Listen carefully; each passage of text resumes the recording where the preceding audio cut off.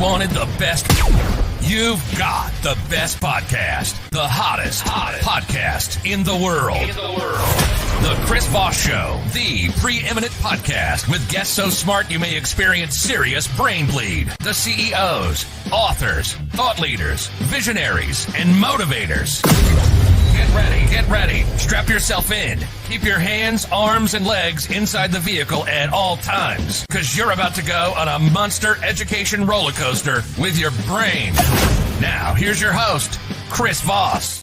Hi, folks. Chris Voss here from thechrisvossshow.com, thechrisvossshow.com. Welcome to the big show, my family and friends, for 15 years. And all the things that we've been doing, 2 to 3 new shows a day, 10 to 15 a week. What more do you want, people? We're just giving you the most brightest and brilliant people that come on the show and make you minds smarter, make you more brilliant. And everybody knows when you're more brilliantly, you have this brilliantly. I flunked English. Brilliantly. Hey, it's poetic license. I make it up as I go along, people. That's what I used to tell my English teacher, and she still flunked me. So brilliantly, we have these folks come by and they share their amazing knowledge with you, make you smarter. And everyone knows once you're smart enough, you have that Brad Pitt glow of sexiness that kind of exudes off you. And people go, ooh, that person is juicy. They must listen to the Chris Voss Show. And I don't know what juicy means, so we're not going to go there. Anyway, guys, use your imagination and also refer the show to your family, friends, and relatives. Guilt and shaming, as always, go to goodreads.com/Chris Voss, linkedin.com/Chris Voss, youtube.com/Chris Voss, and Chris Voss 1 over there on the tickety-tockety. The kids just love us over there, at least the intro. I'm not sure what they're doing with the rest of the show, but hopefully they're learning something too, because damn it, I need them to pay my Social Security. So we need to make them successful. We had an amazing gentleman on the show today. He's going to be talking to us about a whole bunch of stuff. And I think you're going to be shocked and amazed. He's done so much stuff in his life we talked about in the green room. We can't even put it in a full show. So we're going to try and cram it in. And I think you're just going to be mind blown at all the stuff that's here. Kellan Fluckiger comes to us on the show today. He is a coach, catalyst, speaker, award-winning author, and performer as well. We're getting into him to, do some miming on the show. No, we don't do miming on the show. He doesn't do miming. Why would you make that up? It's a podcast, Chris. It's audio. No one's going to see the miming. I don't know. Mimes are. Why am I bringing up mimes? I don't know if it's live on YouTube. If it's live on YouTube, you can see the miming. Go there. It's always a good excuse to get people to go there. So Kellan joins us, and he has had a 30-year career in the energy industry with C-suite positions in the U.S. and Canada. Behind the scenes, he dealt with depression, addiction, and a near-death experience and lived to become a beacon of light. For the last 15 years, he's built a worldwide coaching practice, seeking those who are committed to becoming the best versions of themselves, unlike my coaching where I teach people to be the worst versions of themselves. He's written 18 books, many #1 bestsellers. He's recorded 82 songs, people. I guess we're going to have autographs and groupies on the show now. He performed with a 3 times #1 Billboard charting choir in Phoenix, Arizona, performing to sold-out audiences in the top music halls in America. He's also the host of the popular Your Ultimate Life on LA Talk Radio, live every Tuesday. He's also the executive producer and host of Creatives Save the World on both network TV and on demand. Born and raised in San Francisco, he now lives with his amazing wife, pets, and extended family in Alberta, Canada. And his goal is to help 50 million people in 2023 discover, develop, and serve their gifts and talents to create their own version of your ultimate life. Welcome to the show, Kellan. How are you? My brain is bleeding. No, I'm fine. There you go. I'm good. How you doing? I am awesome. I love the radio voice you bring to the show. I feel like I'm on radio officially at this point. Oh, thank you. Thank you. There you go. So give us your .com so people can find you on the internet, please. You know what? With a name like Kellan Fluckiger, you can't hide. I had no trouble getting my website because, $2, because who else wants KellanFluckiger.com? There it is, KellanFluckiger.com. There's a URL here on the screen, Ultimate Life Challenge. Everything I do is your ultimate life. So there's a podcast, there's a YouTube channel. It's all about creating a life of purpose, prosperity, and joy that you create on purpose. There you go. It's always good to create it on purpose because it doesn't seem to fall in your lap, does it? Never falls in your lap, and people live blaming externalities, the government, the economy, the weather, the neighbor, the boss, whatever. And if you live that way, you're going to be subject to whatever crap everybody else does. If you make choices to own your choice, own your life, own your decisions, you can actually create whatever you want for your life. There you go. So give us a 30,000 overview of what you do and how you do it and how you help other people. So you mentioned my goal was 50 million, and my year starts October 14th. So I've only got a few weeks left, and then I start the next year, and I'm getting ready to reset those goals. Because you know what? Because of people like you and other shows I've been on, we've got a combined audience this year so far of 65 million. So I'm getting a bigger number because my goal, this is all I do. I help people do things they don't believe they can do. Say yes to those yearnings to make a difference in the world. Those that feel like, you know what, I'm not happy with where I am. I may have made money or whatever. I want more. I work with those people to help them eliminate the barriers and the nonsense and the noise and accomplish those goals they're dreaming about. There you go. And that's what everyone's trying to do these days. That's what everyone's trying to do. So tell us about your life story, your journey. Let's do a background and a kind of a deep dive on how'd you get here, eh? Well, I grew up in born in San Francisco, raised in what looked like a traditional two-family home. There was a lot of discipline that today would be felony child abuse. I left that childhood feeling like I was never going to be good enough and that my obligation for my whole life was to prove that I was okay. So I spent the next 30 years till I was 52, 35 years actually. I left home at 17, climbing the corporate ladder, building big success, and then sabotaging it because I didn't deserve it. So I lived this roller coaster of growth and self-sabotage for 35 years. Going through that, I ended up married and divorced 3 times. Holy I ended up crap. Yeah, in and out of rehab. I had addiction issues. I attempted suicide twice. And that was all behind the scenes because on the face of it, I was a, 3-piece Armani big deal. Mm-hmm. And I made a lot of money, et cetera, et cetera. And finally, after 35 years of that, 2 weeks after my final suicide attempt in August of 2007, I had a extraordinary, I call it a divine intervention, happen. I walked away from the entire career after 30 years. Mm-hmm. Started life all over again and figured out that I needed to make fundamental changes in who I was being.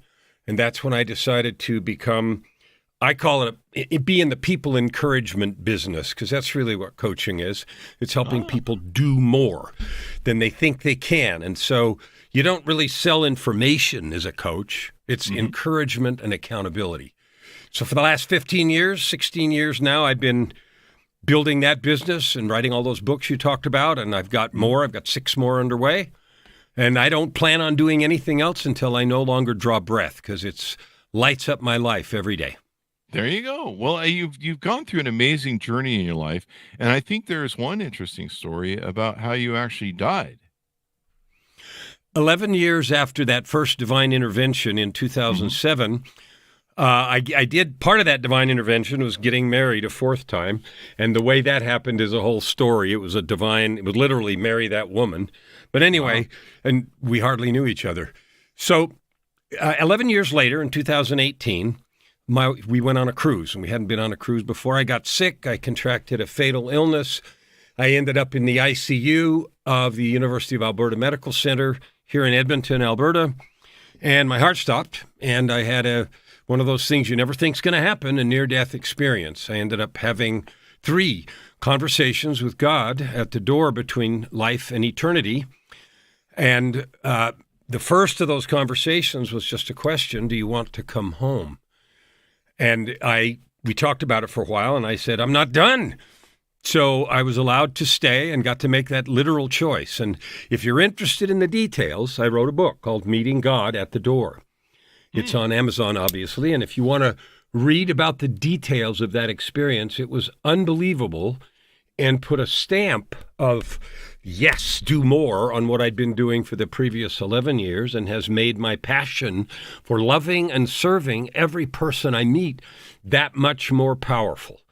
And so it was real. I was in a coma a total of 17 days, but the first 3 were when I had those 3 conversations. And the doctor told me later, he said the 10-day kill rate of what you had is 100%.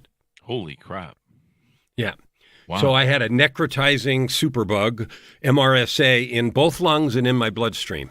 Oh, wow. And he said, of course you died. It kills people. Wow. So that was it. And I recovered from that by the grace and permission of God and by my own choice in that conversation, and made a commitment then to do the work that I do now. And so when I say I only do one thing, that's it. My business plan is really simple. My accountant would kill me, but it says I never look for clients. I look for people to love, opportunities to serve, and problems to solve. That's There it. you go. There you go. One of the things that we have here is people have called you the alchemist of the soul. How'd you earn that title? It sounds like you may have explained that to me, but hearing it in your words is probably better. Well, alchemy. I love alchemy. Have you ever? I don't know. Have you ever read Paulo Coelho's book, The Alchemist? No, but I flunked science, so. It's okay. You should read the book anyway. It's a parable, and everybody on the show should read it. It's not very thick. It's a fabulous story. But anyway, alchemy has 2 things to it. There's a piece of science, the chemistry, but then there's also this aura of magic, right? And some things we don't quite understand. Personal development is like that. There are steps, there are processes, there are things you can do, but then there's always some almost mystical element, meditation and connection with spirit and the divine. And you have to allow. I'm not saying you got to get to be some nutcase, woo-woo, whatever, although I love those people too, because I am one sometimes. But there's an element of that mysticism in there that you just have to go with your intuition. So alchemist for me fits perfectly in that description. There you go. And you've written several books on mediation and finding your own spirituality and stuff like that too. About, I think, at least 4 I can see here. Meditation, yeah. So there's a 5-volume series. Meditation, the first one is just to teach how, not mediation, but meditation. Maybe you're mediating. I between flunked yourself. English too. So It's okay, Sure. It's all good. And then there's some others about personal meditation and personal achievement, meditation and spirituality, meditation on physical health. But it explores the role that learning meditation plays and the benefits that it brings. I mean, there's all kinds of medical benefits that are demonstrated in all kinds of labs. So yeah, that was a 5-volume series that I wrote. There you go. And meditation helps people really kind of get grounded again and kind of get back to being present as well. Well, I have studied many, many different kinds, but I boil it all down to 3 steps. Step 1, learn to slow down enough to be where you are.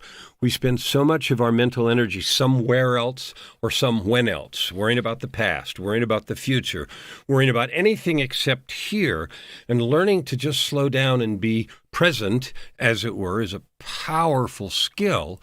Step 2 is, after you slow down, be still enough to notice what is there. Oh. An example might be if you sit still in a chair for a minute, after you sit still long enough, you'll start noticing other things, the hum of the air conditioner, a little noise of a bird over there. You start noticing different things.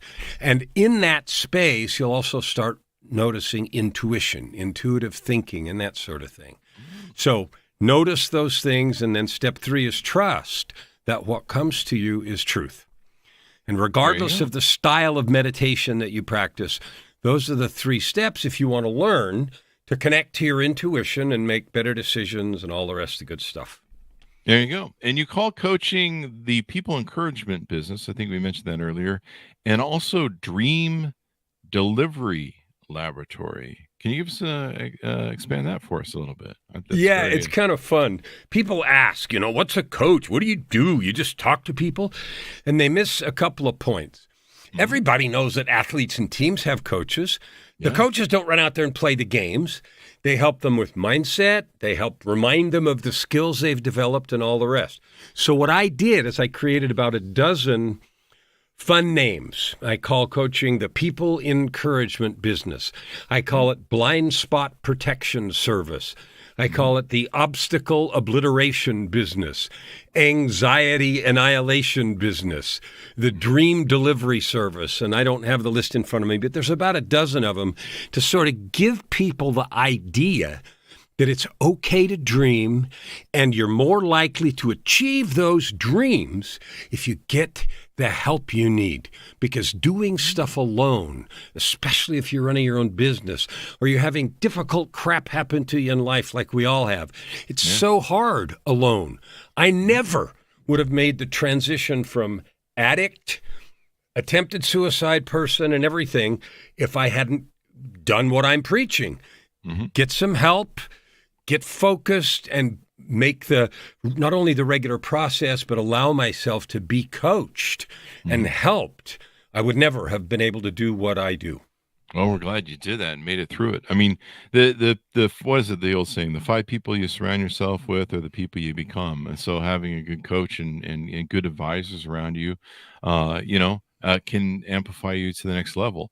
So you delve into C-suite executives, transformational leadership mentor, and different things like that. Who are your clients mostly that come to you for help? I think we talked about this in the green room as to who comes to you initially and then where you go from there. Well, so there's two kinds of people. There's some people that come and what they want is a blueprint. And they ask, well, does coaching work? And what they mean is, can you please give me a foolproof step-by-step process where I don't make any mistakes and I'm guaranteed that I'll have some kind of an outcome, more money, more something or other? And the answer I give them then is, you're talking to the wrong guy. Because there's no such thing as guaranteed anything. What there Really? is, What? No. You mean life isn't fair? No. Life, Well, I don't know. Maybe you've lived a different life. Has your life been fair? No, it hasn't been, damn it. And I keep looking for a receipt so I can take it back. Yeah. Well, the line at the return counter in that is awfully long, I think. But anyway, the other kind of people are those who feel, and some of them are executives, like I have usually C-suite, but senior management that come and they're looking for, how do I manage people better? How do I be a leader instead of just a boss that tells people what to do? How do I create loyalty in my organization? How do I get people to want to do a good job, to demonstrate a bit of an ownership mentality, even though it's not their company? What do I need to do? And often what they're looking for is, how do I make them do this? And the truth is, you can't, but you can invite it by who you are being. So if you learn to see people as people, if you care about what they think, if you learn to listen, if you learn to actually understand what's going on in people's minds, you can create loyalty. One of the hallmarks, even though I was a mess behind the scenes, one of the hallmarks of my leadership thing was that I developed loyal teams who would walk off a cliff for me, and they would work any number of hours or whatever to deliver what I asked. Not because I was magic, but because I loved them, and they knew it. And so they're like, we're showing up. There you go. People learn so people who want to be better leaders, you got to learn to listen. You got to realize it's not about you. You've been crowned king, manager, supervisor, whatever it is. That means you serve. That means you facilitate. That means you encourage. You're the coach. You're the encourager, not the demander. So that's one kind of person. The other kind of person is... Let me get a joke in here, though. Please Kellan. Note to self, start caring about those idiot dumbasses over at the office. All right, I just had to make that note. So I'm going to pause right there and let you say that again. That needs to be on there twice. Start caring about those dumbass idiots in the office. Don't do Yeah. So sometimes people will come and this is a different kind. I'm going to go back to part 2 in a minute. But people that are coaches want to come and they ask, how do I fill my coaching practice? And what I tell them is, the first thing you need to do is exercise your give a shit muscle. Because give a shit muscle. Yeah. Which part of the body is that in? Yeah, it's the one in the heart. And, like you have to care and they have to feel it. Because if you expect someone to be honest with you about what they're struggling with, they got a sense that you give a shit. It's true. Same with as you mentioned, with the leader too. Absolutely. If So they the other, if they're not bought into the fact that you care about them and have a vested interest in them, they're not going to give a fuck either. no, not at all. Not at all. So the other group, besides the sort of people that have teams and so forth, is solopreneurs, entrepreneurs with very small teams, 1, 2, 3, 5-person organizations. And the reason they look for coaching is they're like, I have too much to do. And they often get bogged down in the activities instead of the attitude of success. So if I have a problem in front of me and I'm mad at the problem and I'm mad at whoever caused it and I'm frustrated that this has come for me, my level of creativity goes way down. My problem-solving skills when I'm in that kind of frustrated thing suck. So helping people learn the skill to take an elevated view, back up, larger view, slow down, elevate your creativity, your intelligence, and everything else. And teaching people that skill is a big part of creating success for them, including sales and cash.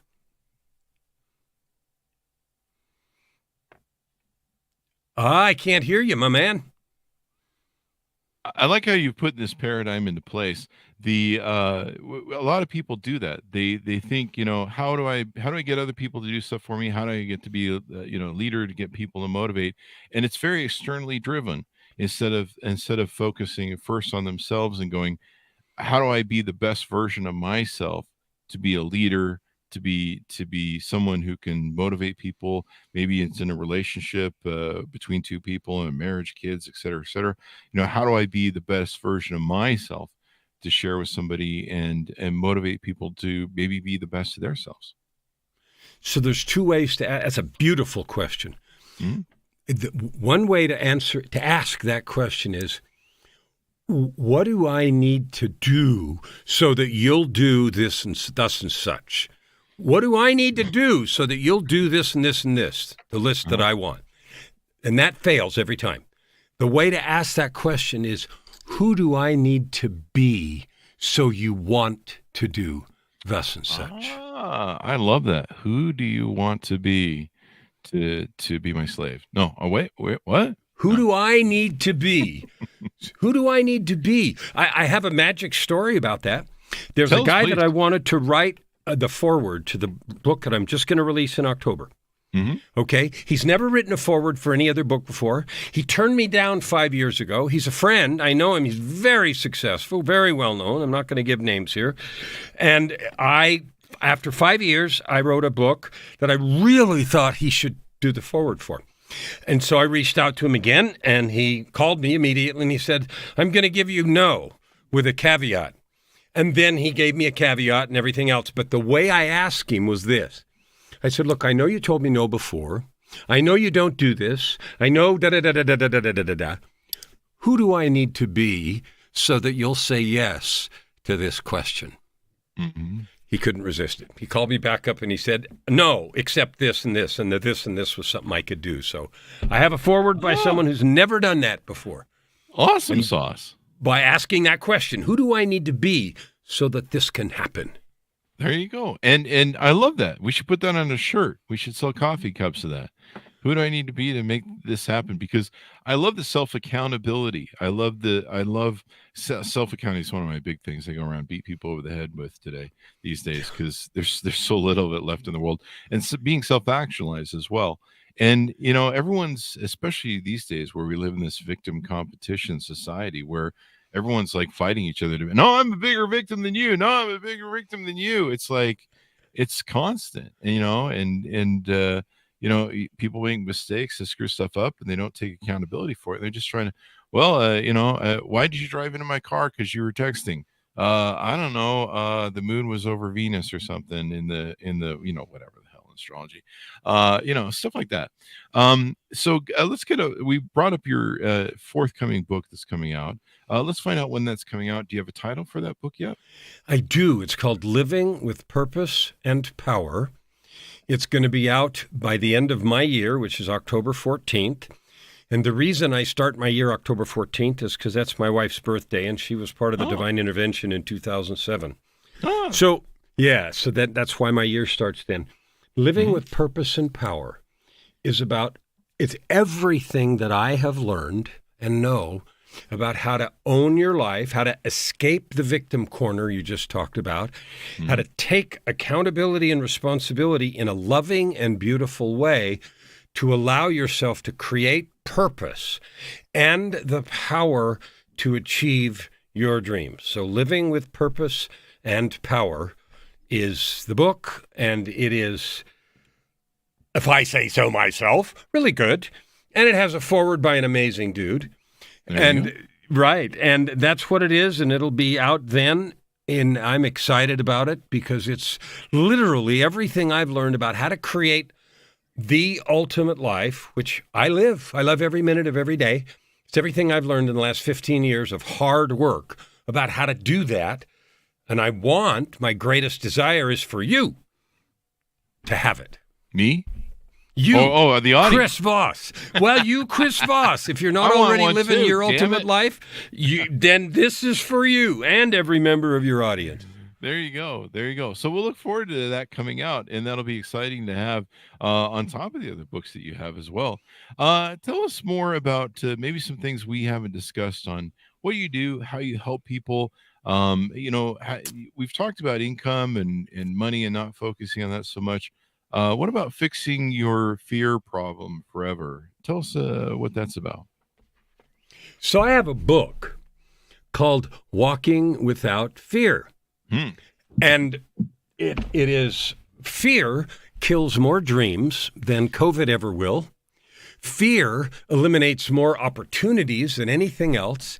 Fear causes us not to try, not to start, to believe we can't, to give in to pressure, all of those things. And it controls so much of our lives. And it's not necessary because you know what? You can't bring me a teaspoon of fear. Oh. I had someone tell me flat out, and he was very wealthy. He said, I'll give you a check right now for $1 million if you can bring me a cup of fear. And of course, everybody laughed in the audience because there's no such thing. So if fear, it's real, the effects are real, but if it only exists as I create it, then why do I allow, and I lived in fear for all those years that I was a wreck, why do I allow this thing that only exists inside of me to control my gifts, my talents, my output, the way I show up? Why do I allow that? So I had an experience, another one that we haven't even talked about yet, that caused me to write this book, Walking Without Fear. Wow. Let's get into it. Tell us the story. You can't tease us and leave us on the cliffhanger. All right. So 6 months after I got out of the hospital, dying and coming back to life, I woke up one morning paralyzed from the waist down. Oh, no. I got out of bed and fell on my face. And I got on my hands and knees and fell on my face. And so I went to the hospital in an ambulance. They did an MRI, and they took me from the emergency room to the operating room. So we did emergency surgery right now. What had happened is the infection that had killed me in the summer hadn't completely been destroyed, even though I was given an ungodly amount of death-inducing antibiotics. Wow. And it had lodged in the upper part of my spinal column. So for about a 4-inch space between C2 vertebrae and T1, it had caused a cyst that had calcified and was putting pressure on my spinal column, which is why I was paralyzed from the waist down. Crap. So the doctor told me I was literally minutes or inches from death. And that's why the emergency surgery. He got in there, scraped it all out. He removed a whole bunch of infected stuff. And then I was on antibiotics for 6 weeks with a PICC line, which is a line that goes in under your arm and literally drips into your heart. Holy crap. They do that because the antibiotics are so powerful that they would collapse all your veins. So it has to drip into your heart. But the experience was this. When I woke up paralyzed and they put me in the ambulance, this is literally 6 months after I'd had the visits with God. And I thought, what the frick? I just did this. How can this be happening again? And on the way to the hospital, I was in delirious pain. I had a picture, a vision in my mind. Now, anybody that's seen those World Series of poker games, after they usually show them after football and stuff like that, they're in these casinos. It's kind of purple and black. And so I'm sitting at a table, and it's first person, and I'm not even a poker player much, but so I'm sitting first person, and there's these people sitting around, and then right across from me, I see the Grim Reaper in full regalia. And I'm like, holy crap. And then he did the motion with all the chips, the all-in motion like that. Wow. And my heart stopped. I'm in the back of an ambulance. I'm in pain. I'm seeing this picture. And what thought went through my mind is, well, when the adversary raises the stakes, and I called it the adversary because of who it was, not your player adversary. When the adversary raises the stakes, what do you do? And what went in my mind is, well, I either fold or I call. I raised my arm, which is the only thing I could do, and slammed it into the stretcher and screamed at the top of my lungs, then I call. And then the whole thing faded. Wow. Nice. And the doctor told me later that he could count on less than one hand the number of people that had come into the hospital like I did and had walked out under their own power in 10 days. Damn, dude. Walking without fear. There you go.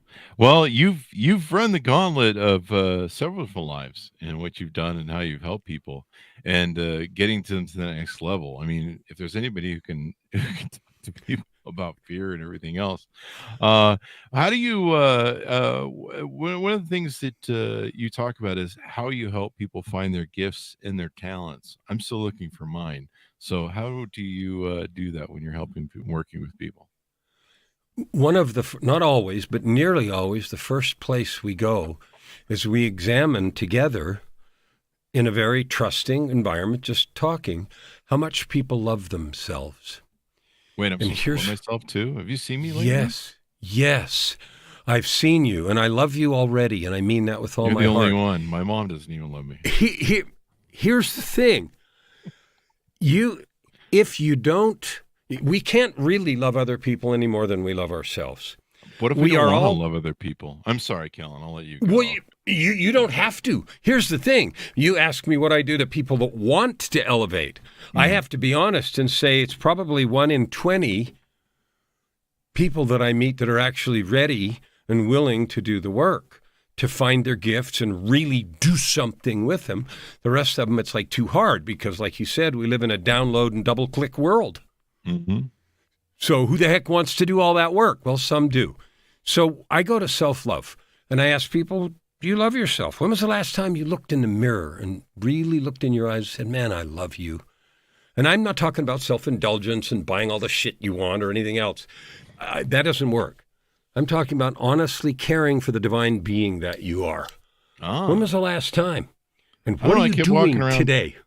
I have that on my Tinder that I'm a divine being, and people don't seem to be appreciating it very well. I don't know what that's about.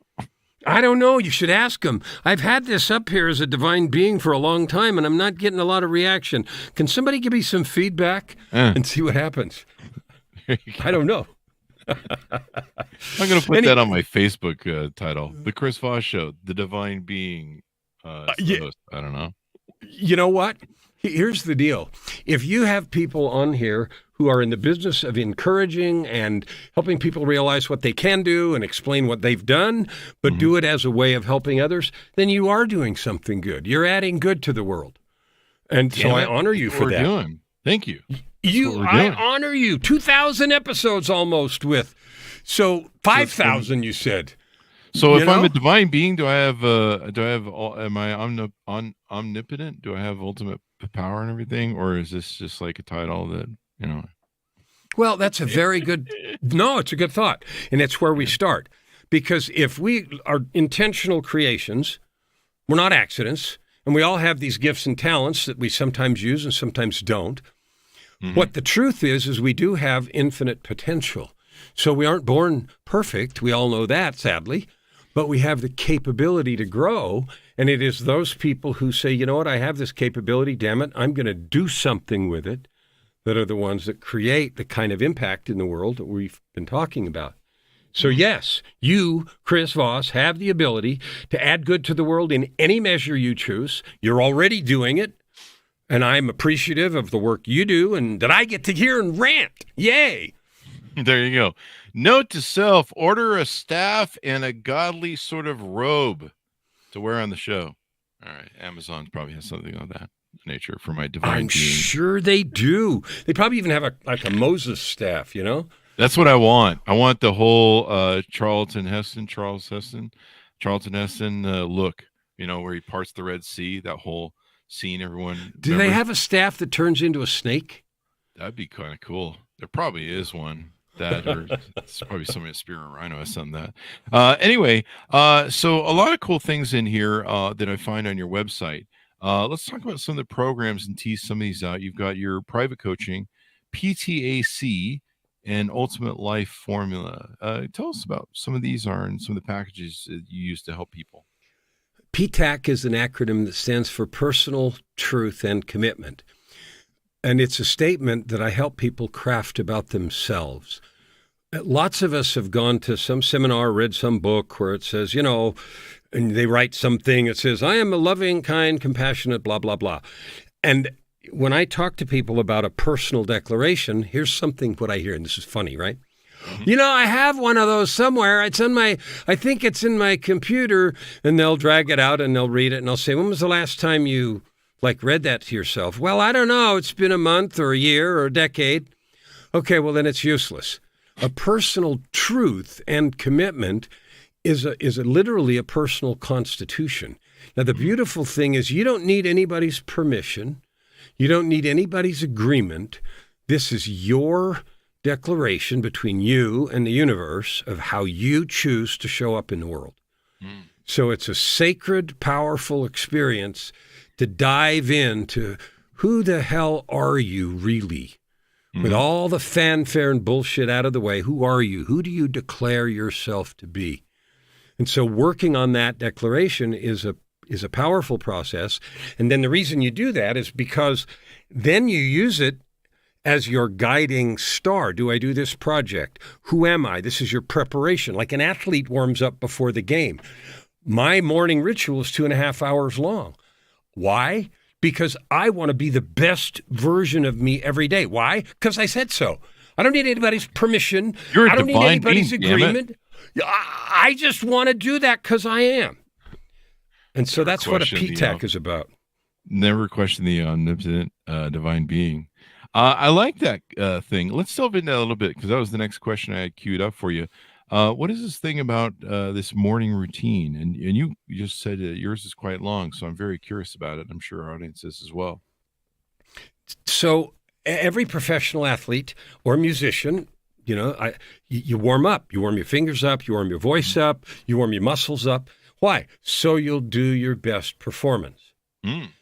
Okay, if you want to be the best version of yourself, then the design of a morning ritual is, what set of practices would make me the very best person? Gee, what the hell is the very best person? Well, you wrote it in your PTAC. You wrote it in your declaration of who you are. So what set of practices will help you be that every day? And when I teach clients, I use an acronym, SPEM, S-P-E-M, and it stands for spiritual, physical, emotional, mental. Now, that's arbitrary as hell, and you can divide life up any way you want. But the way I think about it is we have a spiritual dimension. We have bodies that contain the essence of us. We have emotional stuff, which is all our relationships, and mental, which is our brains and capability. So I have clients start with 10 minutes for each thing, and we work on figuring out what practice for 10 minutes in this area will wake it up, will connect you, will make you alive. And if you do that with spiritual, that might be prayer, it might be meditation, it might be reading something, it might be watching an inspiring YouTube video. I don't know. But it's something that for you wakes up that passion for your life. P is physical. I don't care if you're going to go work out for 3 hours that night. That morning, spend 10 minutes waking up your body. The E is emotional, and that is relationships. And what I usually have clients do is intentionally send some message.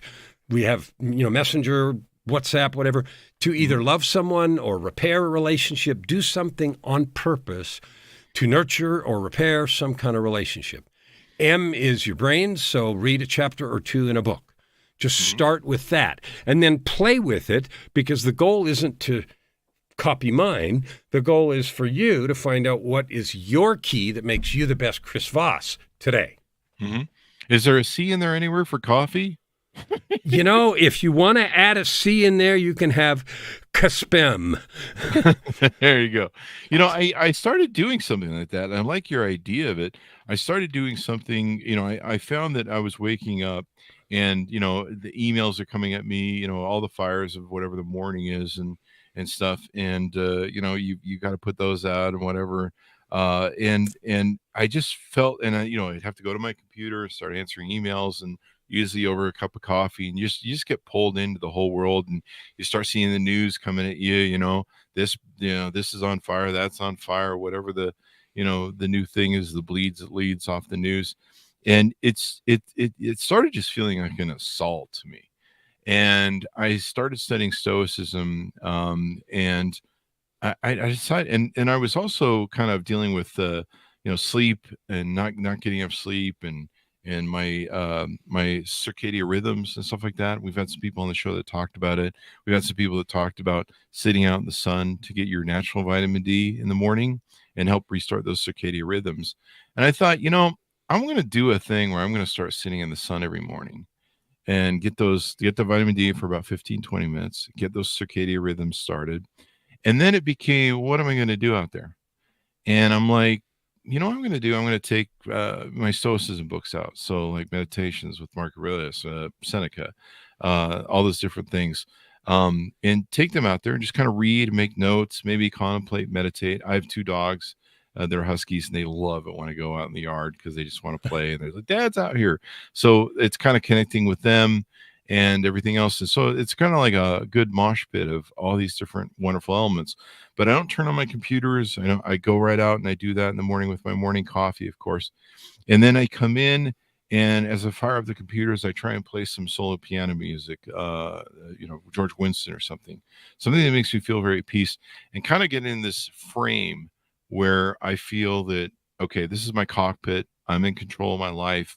There's this alpha frame where instead of everything coming at me and just, I feel like there's this assault, this battle that's taking place. It's like, okay, I'm going to take this in, and everything's going to come at me at my pace and my frame, as opposed to the world. What do you think of that? I don't know. I absolutely love it. So all what I do in the morning ritual thing is when I have coaching calls with people, I ask them what they're doing. I ask them if it is working for them. Is it preparing you? And the way you tell is, are you overwhelmed? Do things seem, how fast do you get sucked into the, and so then you tweak it and you just expand it. And I said, mine's 2.5 hours, not because it has to be, but because I love it. I never miss it. I would no sooner skip my Morning with the Huskies version. I would no sooner skip that than I would run outside in Edmonton here in middle of winter and -40 naked. Like, you just don't skip it. Why? Because it feels so flippin' good. Yeah. And and a lot of successful people do that. They have morning rituals. And I don't know why I decided to wait till I was 55 to come up with one. Before that, it was just, for about 20 years, it was wake up and deal with the hangover. And then I've been down that road. You've seen that movie. Yeah, you've seen that movie. So let's go to this new thing we've been doing, Kellan, where we ask you 5 questions to get to know you better, our guests better, have some fun, and all that good stuff. Now, there is a penalty phase to this. So you might have not read this in the fine print, but if you answer all 5 questions right, according to our judges that we have here on staff, there's the whole line of them sitting here in suits, and an attorney too, if we need one.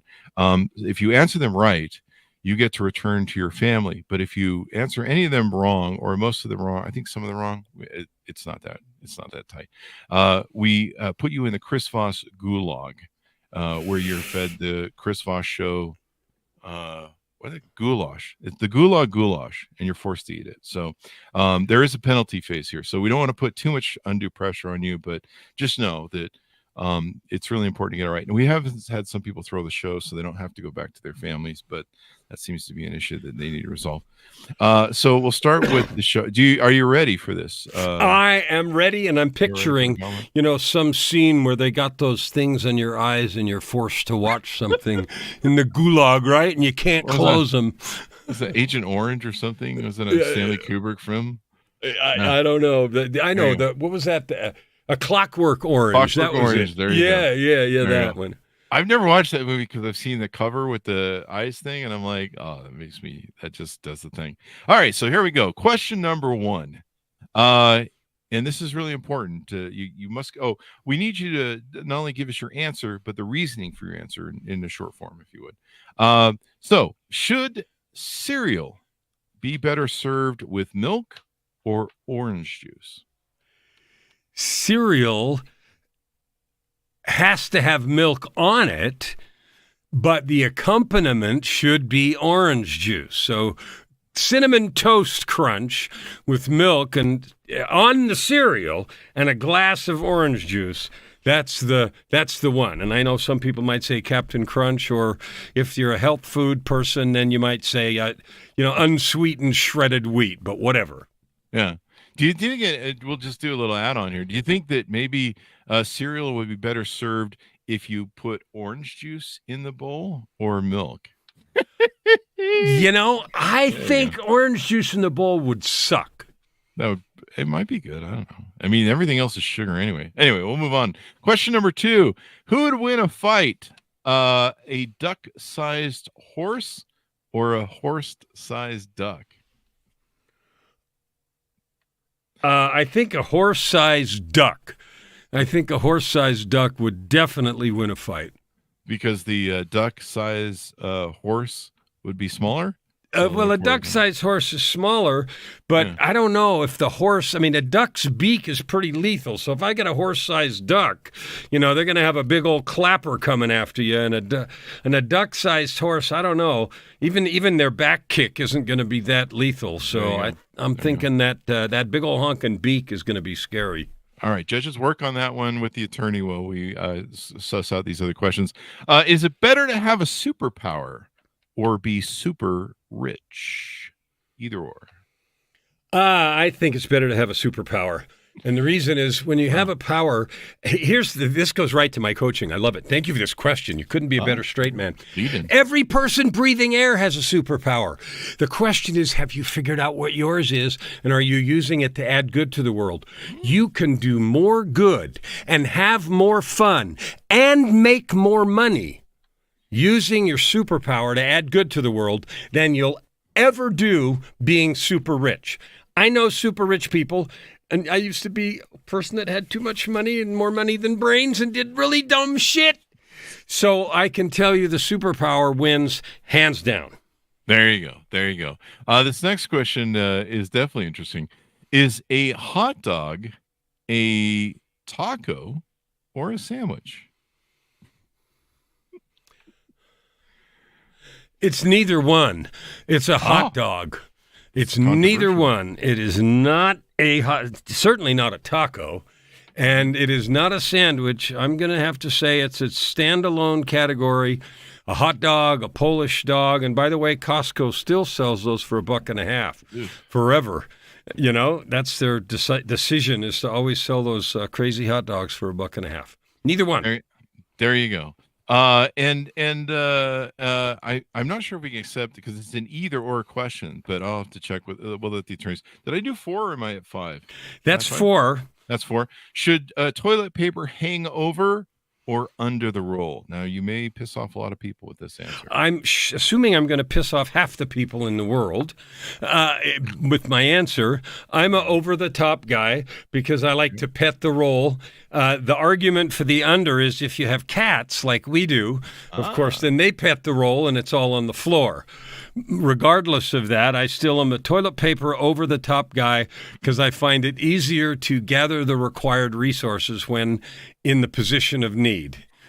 There you go. And I'm single, so the correct answer I'm reading the card is you don't put anything on the roll, and you just put the toilet paper roll on the side. You don't use that stupid thing. but that's what single guys do. Anyway, I have returned the things from the judges staff here. There's a whole plethora of them, and they have said you have gotten all the answers right. So unfortunately, you will have to be returned to your family and get to spend your life with them instead of being in the Chris Voss Show gulag. So there you go.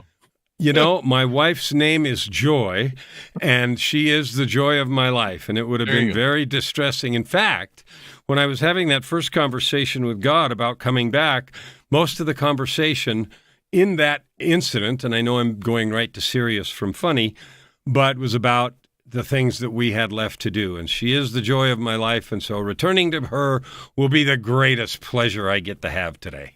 There you go. So give us your final thoughts, your final pitches as we go out on the show, how people can contact you and onboard with you and get to know you better so they can work with you. With a name like Kellan Fluckiger, I said earlier, you can't hide. So KellanFluckiger.com. You do have to spell the name right. Mm-hmm. You can find me on Facebook, where I'm quite active. On LinkedIn, there's a URL here on the screen called ultimatelifechallenge.com, www.ultimatelifechallenge.com. That's a place where I help people explore their superpower and figure out how to make money with it and add good to the world. So there's a place. I'm active on LinkedIn. You can connect with me there. And I would love to have conversations. I love meeting people because like I said earlier, you have a superpower. You may already be using it, like Chris is, to do good, single or not, and toilet paper standing on the side or not. If I leave, so that's how to get a hold of me. If you want to, you can find me. All my books are on Amazon. If you Google my name, there's tens of thousands of hits, not only from my current work, but from my old executive career because of the positions that I had. So I'm not hard to find. I want to make sure that I honor Chris for the work that he's doing, adding good to the world. And the thing I would leave all of you with is this. I don't care what has happened to you in the past. I don't care what struggles you've been through and how much tough stuff has happened. What matters is what you do from this moment on. The direction you're facing matters more than your velocity. Your intention and focus matters more than what's in the past. You don't have to live in the victim corner. Take control of your life. If I can do anything to help you, I'm absolutely excited. If you want to see my podcast, after you watch Chris's, it's Your Ultimate Life. And that's my podcast also. It's about how to create a life of purpose, prosperity, and joy. Chris, thank you for everything you're doing. And Kellan, thank you for coming on. You've inspired so many more people, and I'm going to look forward to your goal next year of is it 50 million people? 50 million ends in 5 weeks. I'm going to have some live Facebook stuff advertising the new one. So I'm not going to reveal now, but we've already picked a number, and it is scary, terrifying. There you go. And people can order up your forthcoming book. There'll be a link to your websites on the Chris Voss Show, so people can watch for that and get aware of that book when it comes out, because it sounds like it's going to be wonderful to pick up. And they can also pick up your other books as well, guys. It's almost Christmas, so what you want to do is you want to buy like lots of books and stock up. That way you have plenty to give away as Christmas gifts for people as well. And you can make smarter people around you smarter as well. So thank you, Kellan, for coming on. Thanks for audience for tuning in. We certainly couldn't do this without you. For 15 years that we just turned, 4 days ago? We love you guys. And you guys are the Chris Voss Show family, the family that loves you but doesn't judge you. As always, refer your family and relatives to goodreads.com/Chris Voss, linkedin.com/Chris Voss, youtube.com/Chris Voss, and Chris Voss 1 over on TikTok. Thanks for tuning in. Be good to each other. Stay safe. My superpower is flatulence. And we'll see you guys next time.